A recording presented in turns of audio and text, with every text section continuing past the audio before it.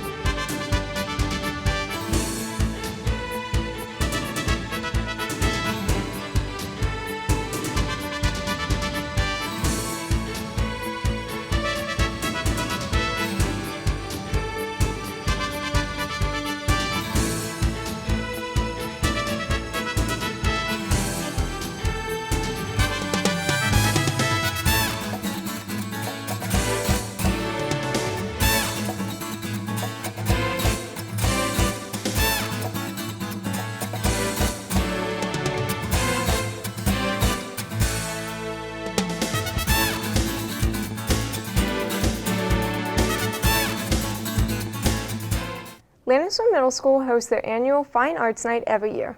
This year, COVID impacted how the school held this event.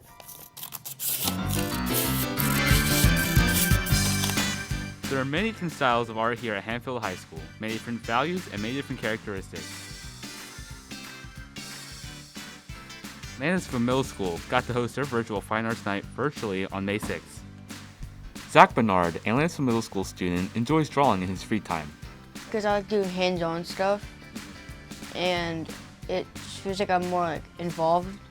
This year, students are able to exhibit their artwork via a Google Slides presentation.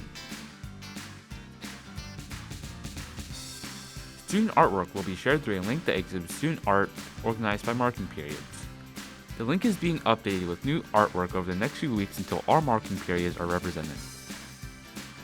Some artwork was selected by students while others were selected by the art teacher, Ms. Smith. And although art might not be for everyone, students still find a way to think outside of the box. One project we had to draw a car, which I'm not that good at drawing, but I try anyways, and it turned out to be pretty well. Art, virtual or not, will still continue to impact students now and tomorrow. From Hempfield Happenings, I'm Vince Wazotsky. As spring sports come to an end, we take a look back on all the successes of the season.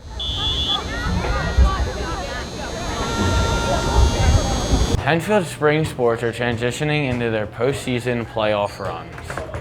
Hempfield boys lacrosse finishes their season 13-2. The boys won the Lancaster Lebanon League Championship and are now on to the district playoffs as the 1 seed with the first round bye. Lacrosse player Zach Annisberger talks about what practices leading up to the district playoffs look like. Through our scouting reports, we see what they like to do, and we kind of run our offense and defense. The boys track and field team finished the season with a record of 4-2, runner Tanner Hess qualifying for districts. The girls track and field team finished the season 0-6. Field girls lacrosse qualified for districts, making it to the second round and falling short to Manheim Township. Boys volleyball went 11-1 on the season. They also won the league championship and are now on to compete in the district playoffs. Girls softball went 11-9 on their season. They are now preparing to compete in the district playoffs. Boys baseball team finished their season 11-9. They qualified for the district playoffs and they play Cedar Cliff in the first round. Good luck to all these teams and their postseason playoff runs. From Hempfield Happenings, I'm Jake Seasock. Astronomy is a study of celestial bodies in space, but it can leave people wondering, how does this affect our day-to-day lives?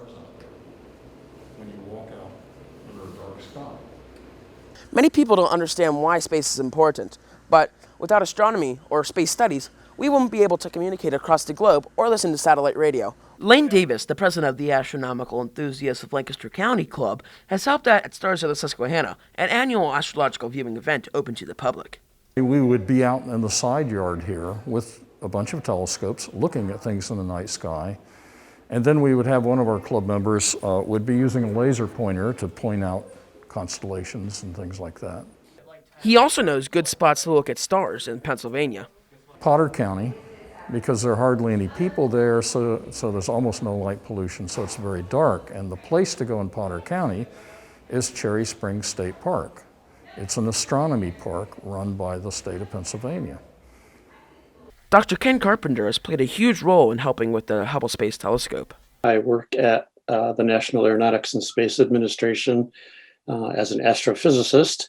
So I'm the operations project scientist for the Hubble Space Telescope project, and I'm the ground system project scientist for the Nancy Grace Roman Space Telescope. And in both of those positions, my job is basically to represent the interest of the science community. So that's half to 2/3 of my job. The remainder of it is to actually do astronomical research. Most of that I do currently with Hubble data, but sometimes use data from other space or ground observatories as needed to get the full object. Well, Hubble at the most basic level is what's called a reflecting telescope. Light comes in from the top of the tube, goes down to near the bottom, reflects off a curved mirror that starts converging the light closer and closer together. That goes up near the top of the telescope, hits a secondary mirror, which reflects it back down through a hole in the first or the primary mirror. And then after it goes past there, it enters into the various instruments. And we've got both cameras and spectrographs, so you can get the pictures at different colors, different wavelengths. You can also disperse the light into, like a prism would do, and see the intensity. A basic reflecting telescope produces a zoomed-in viewing using the light produced by the celestial object by a series of mirrors. 2021 summer has once-in-a-lifetime astrological opportunities, such as the solar eclipse, which can be seen in Erie, Pennsylvania on June 10th. A supermoon will also occur on June 24th, and the Delta Aquarides meteor shower will take place on July 28th and July 29th. Make sure to get outside this summer and observe yourself. From Hempfield Happenings, I'm McGuire Eunice. Hempfield High School offers 6 different German classes. Students who take these classes have a special opportunity to win a revered award. 2 Hempfield students won the grand prize of the selective AATG National German exam this year. The AATG National German exam is offered to students nationally. Every year, Hempfield students take this exam, and this year, 2 Hempfield students won the grand prize. The AATG, or the American Association of Teachers of German, has been around for over 90 years, supporting teachers and the German language. One of the things that the AATG offers is the National German exam, which is offered yearly, and it allows teachers to see where their students are at. It provides a lot of feedback for us, and in addition, it allows students to possibly win a free trip to Germany. After scoring high on the exam and then going through an interview process, 2 Hempfield students ended up winning the grand prize. So this year, we, for the first time ever, have 2 students who have been chosen for the grand prize. Those students are Ethan Frick and Jenny Yeager. Unfortunately, due to COVID, it's not a trip to Germany, but it is the next best thing, which is being able to either in person or virtually attend the Waldsee language camp. Jenna Yeager, one of the 2 Hempfield Grand Prize winners, recaps her experience and feelings about the exam. I was a little nervous because it's like a big test, but I just thought I'd do the best I could on it. I didn't prepare that much. I did some like practice reading comprehension, but nothing other than that. I feel honored, I guess, that I got selected for this. I'm also a little bit surprised. It's a neat opportunity, you know. I got the prize, so I'm going to a German camp over the summer, online, and that should be a great experience. Hempfield had many other winners, and they will all be awarded at an end-of-the-year ceremony. This year we'll be honoring all of the students who have received awards, in addition to our 2 gold medal winners who are receiving the Waldsee Camp prize. We also have an additional 2 gold medal winners, which means that they scored in the 90th percentile or above on the exam, 5 silver medalists and our 4 bronze medalists, as well as an additional 7 students who received achievement awards on the exam. And we'll also be honoring our 2020 winners as well, because due to COVID, we were unable to celebrate those students. Hempfield has had a long history of winners that have gotten the opportunity to go to Germany. In the past, we have had 3 recent winners in the last 5 years that actually got to go to Germany. So in 2016, we had Justin Chudzik. In 2018, Jack Thomas won the award. In 2019, Brandon Goromaru won. And Jack Thomas actually loved it so much that he went for another whole academic year with a scholarship. This competition is selective, so the winnings have meant a lot to Hempfield. Usually one person from each chapter of the AATG is nominated. It's extremely selective. This year, only 55 students are receiving the award. So the fact that we have 2 students out of 55 nationwide, all 50 states, is really a wonderful honor. German students nationwide took the AATG National German Exam, and 2 Hempfield students well represented their school by winning the grand prize. For Hempfield Happenings, I'm Morgan Wilfong. When winter turns into spring, many opportunities are reopened for the new weather. The Pennsylvania fishing season has started, and some students at Hempfield High School are stoked for an early open.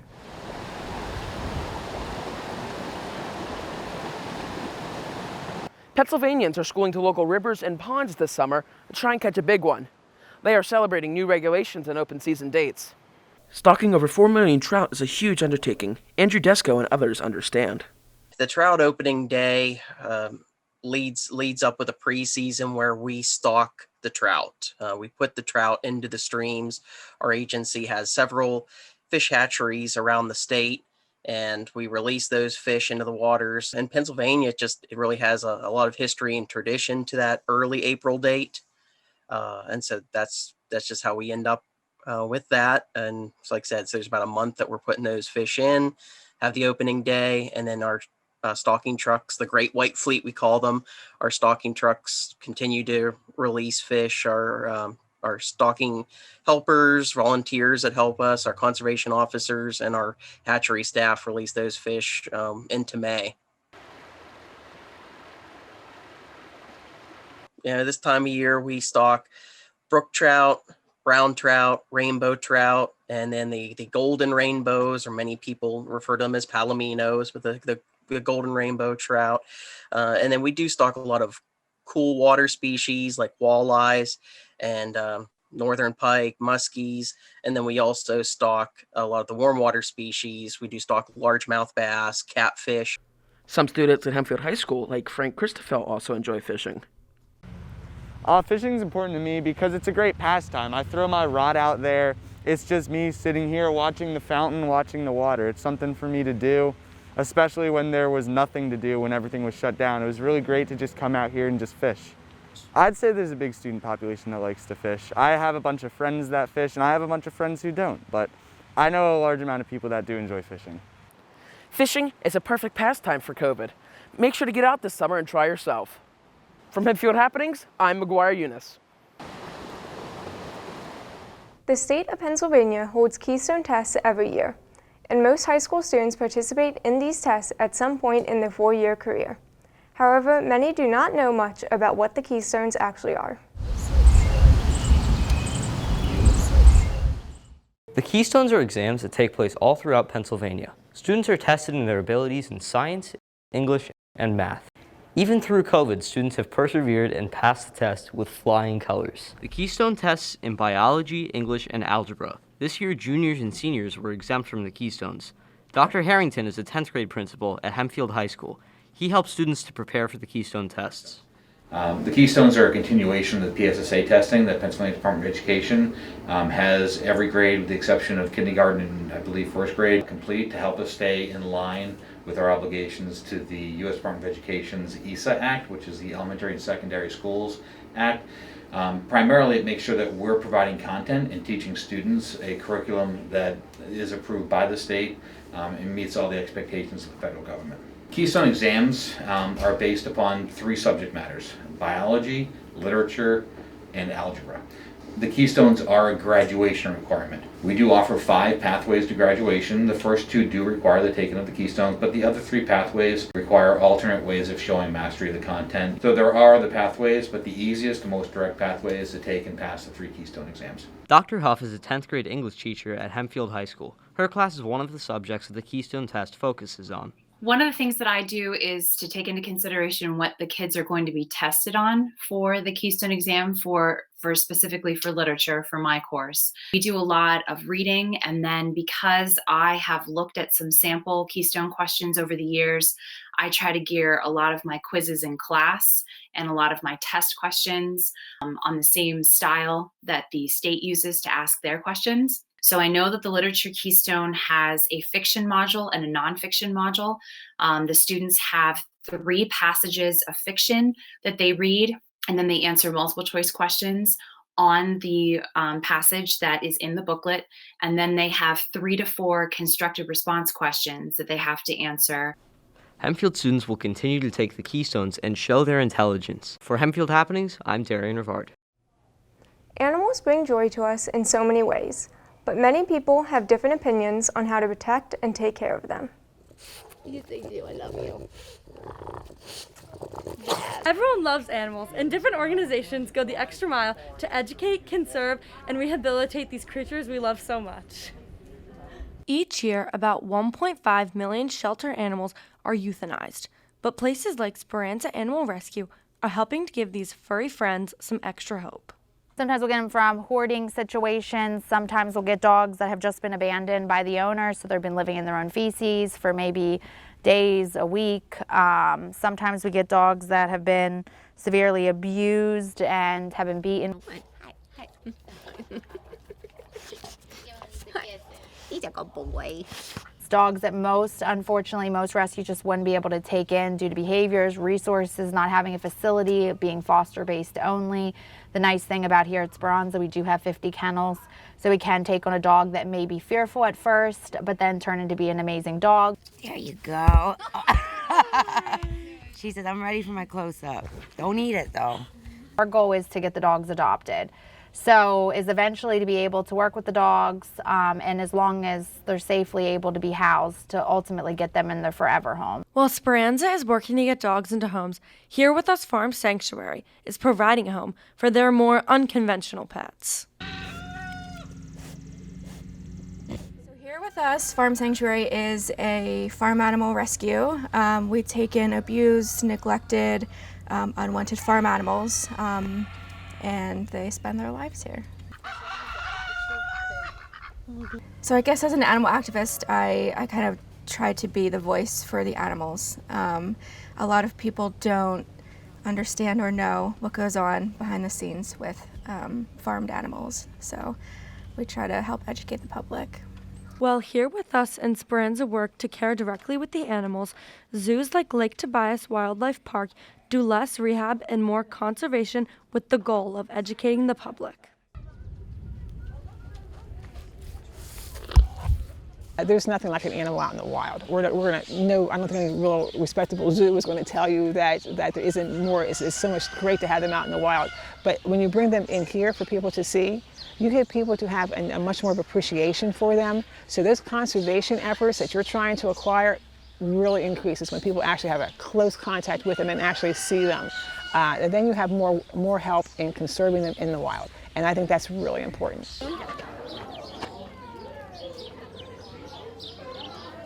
Oh, he's hungry.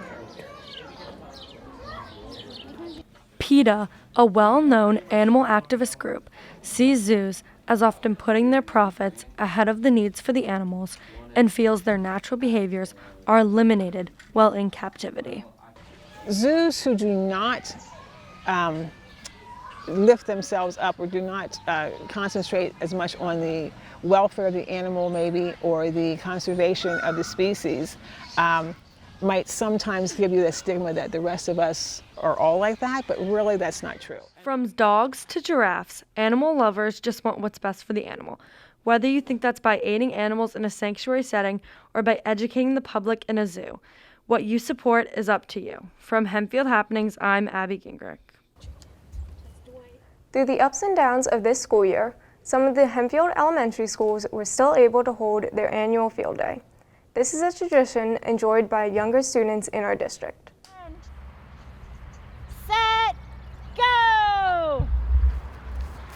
This year with COVID, the elementary schools had to take a different angle on how they usually do field day with the students. From virtual to in-person, field day looks a lot different. And in first place, 1 minute, 41 seconds, Team Blue. Let's give them 3 claps. Good. Sarah Jones is the gym teacher at East P Elementary School, where they are continuing to have field day, even with this year's challenges.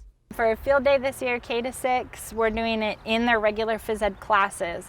So in previous years, there were set days and times, and each grade level got to come outside for that time. We had stations set up, parent volunteers, student volunteers from our building, and even sometimes from the high school would come help. Paul Taylor, who is the Centerville Elementary School gym teacher, does realize some unthought of obstacles. There are some virtual students, and we have virtual field days set up for them. We have videos for them to follow along and some challenges for them to do at home. My costume's great. Mine too. I can even make it. They're adapting really well. The challenge for phys ed is that we're outside so much that we can't do virtual outside because there's no connectivity outside via the internet. So the students that have been at home have done a really nice job. Even though field day looks different this year, the students are still having fun. So why do you like field day? Because it's fun. I'm running around and doing fun games. Because I like playing outside.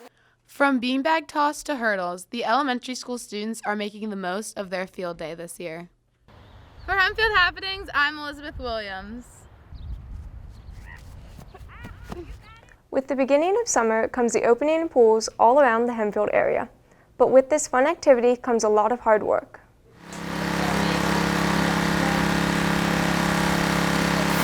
As the school year comes to a close, many businesses are preparing for the summer season. Landisville Pool and Mountville Pool are currently doing preparations to invite guests back to the water. Each pool has their own way to get prepped for opening the floodgates. Landisville Pool is planning on starting to allow guests in during Memorial Day weekend. However, there are still a few steps before they can dive into the summer.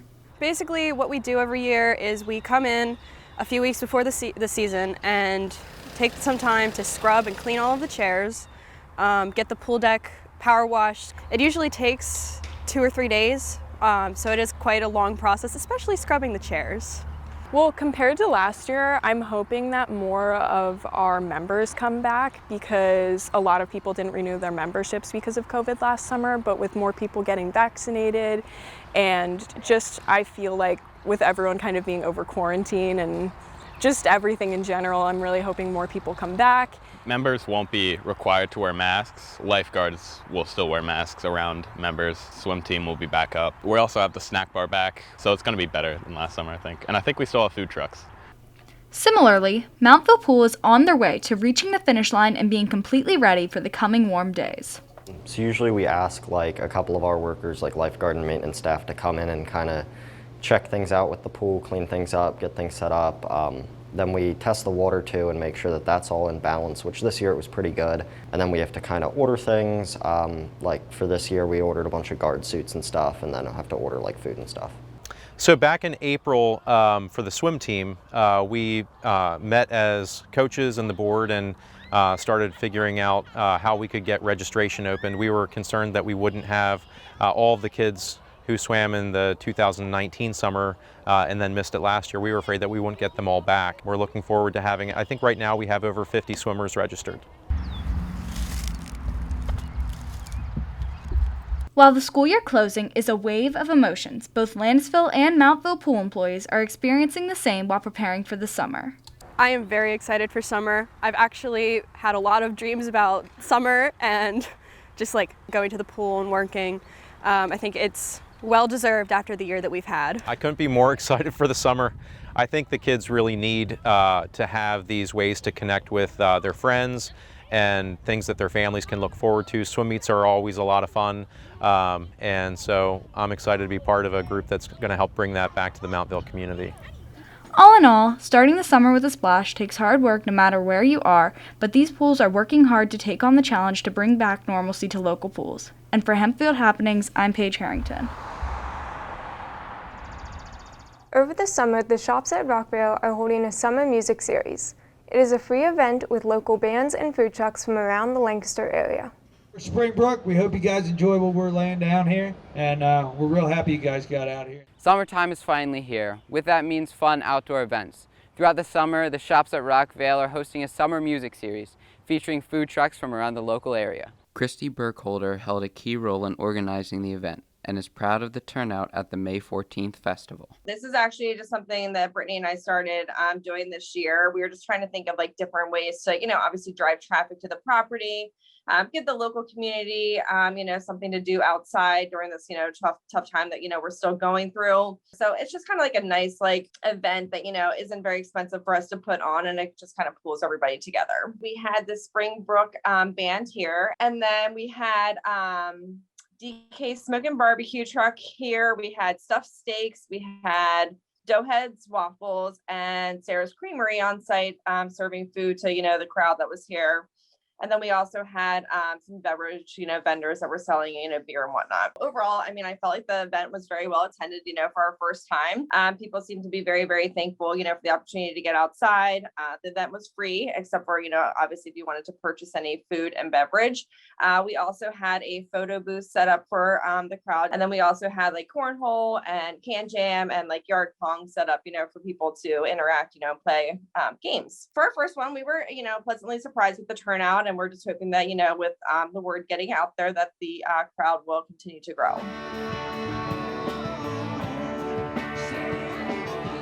Brian Boltz is the owner of a cheesesteak truck called Stuffed Steaks and is happy that these events can take place so he can bring his truck and serve food to the community. Food trucks are in high demand right now. One of the bonuses opening during COVID is every neighborhood wants you to come to their neighborhood and serve them food. It's, the demand is so high right now. We're getting probably an average of 20 to 25 inquiries a week from just neighborhoods and businesses. We go to doctors' offices. We did a lot of school lunches, serving the staff for school lunches. It's the demand is so high right now. It's mind blowing. I like going to different, everywhere he goes different. You have a different customer every time. We've developed a pretty good following. We're getting good input and feedback from our customers, and as well as great reviews on our Facebook page. Despite being in its first year, the Food Truck Fridays Summer Music Series had a big turnout, enticing community members with local music and food trucks to enjoy an evening in the summer sunshine. For Hempfield Happenings, I'm Ryan French. That's all for this month's show. Make sure to check out the past month's episodes of Hempfield Happenings, as well as following us on Instagram and TikTok at HSC TV7. See you next month for our July show.